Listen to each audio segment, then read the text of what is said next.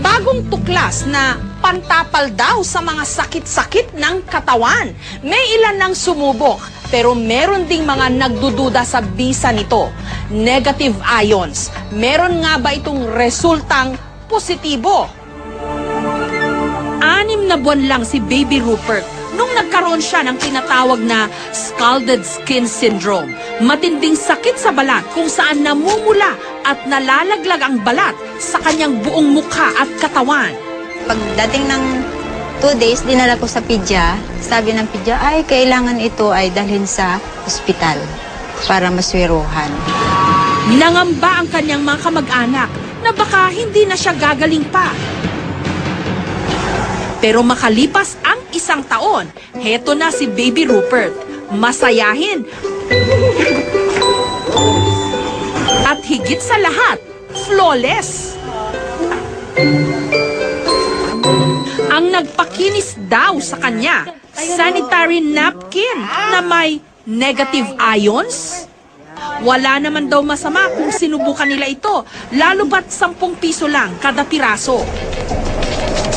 Tinatanggal lang nila ang negative ion strip sa sanitary napkin. Pagkatapos, itinapal sa sugat ni Baby Rupert. Makalipas lang daw ng 1 linggo, unti-unti nang kuminis di umano si Baby Rupert. Sa internet, may pag-aaral na nagsasabing may natural daw na kakayahan na magpagaling ng iba't ibang klase ng sakit, ang tinatawag nilang negative ions.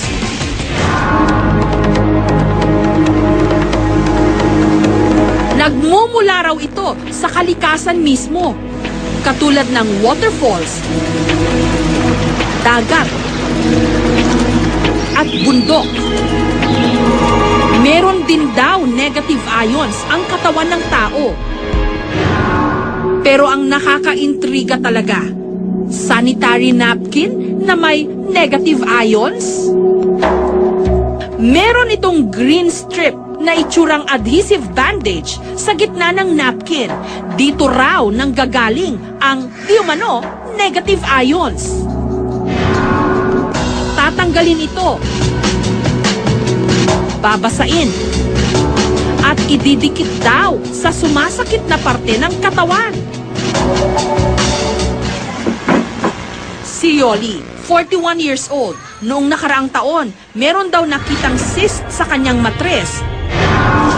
Pero nung ginamit daw niya ang negative ion na sanitary napkin, wala pa raw ilang oras, nawala na ang kanyang cyst di umano.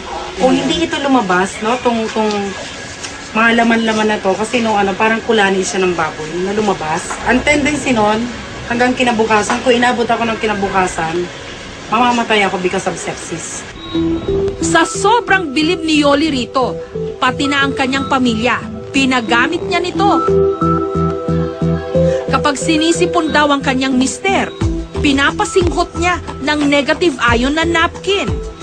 Tinatapalan din niya ng napkin ang idinadaing na bahagi ng katawan ng kanyang junior, kasi hodang hindi ito kaaya-ayang tignan. Nung una, inaalas ka nila siyempre. Yak! Ano yan? Napkin! Pero na na-try nila, lahat sila ngayon nakaano. Kaya naman para makaiwas daw silang lahat sa sakit, tinadtad ni Yoli ng negative ion strips ang kanilang buong bahay.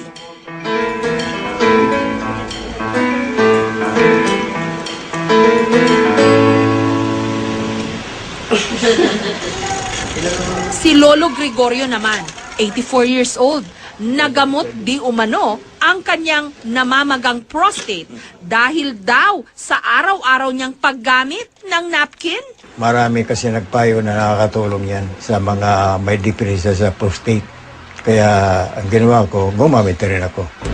Dahil sa aming narinig, lalo kaming naintriga. Sinadya namin ang tanggapan ng distributor ng sanitary napkin na meron daw negative ion. Taong 2006 nung naimbento raw ito sa China. Pero noong nakaraang taon lang sinimulang ibenta dito sa Pilipinas. So they came up with all researches Doon, sa small strip na yun, nilagay nila sa napkin. And since they're in the business of napkin, yun na rin ang ginamit. And it's patented. Trade secret daw ng mga Hapon na siyang gumagawa ng kanilang produkto kung papaano inilalagay ang negative ions di umano sa strip na ito. Hindi mo Ipinakita rin nila ang kanilang strength test para raw patunayan na may enerhiya Okay. ang kanilang napkin. 1, 2, 3, go. Go. Okay, madali lang siya. Okay, this is what we call strength test. Zip lang, zip. Konting zip lang. 1, 2.